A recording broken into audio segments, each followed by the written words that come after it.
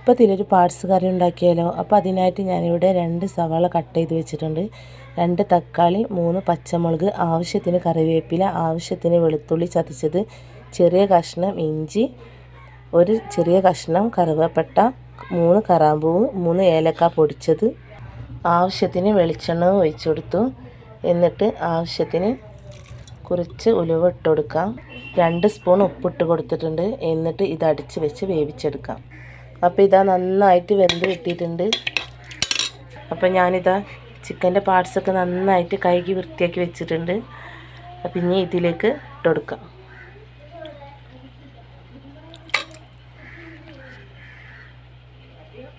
എന്നിട്ട് ഇതിലേക്ക് 2 കയ്യിൽ മല്ലിമുളകും പൊടിച്ചതാണ്. എൻ്റെ അടുത്ത് ഇവിടെ മിക്സ് ചെയ്തെടുത്തിട്ടുള്ളതാണ് രണ്ടും കൂടിയിട്ടുള്ളത്. അപ്പോൾ 2 കയ്യിൽ മുളക് പൊടിച്ചത് ഇട്ട് കൊടുക്കാം.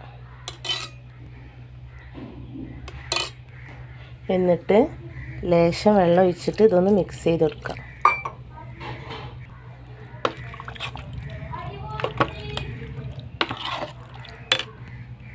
എന്നിട്ട് അടിച്ച് വെച്ച് വേവിക്കാം.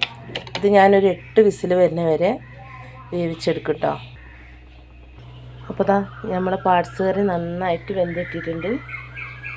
അപ്പോൾ ഇത് ചോറിൻ്റെ കൂടെയും അപ്പത്തിൻ്റെ കൂടെ എല്ലാ ഇതിൻ്റെ കൂടെ കഴിക്കട്ടോ.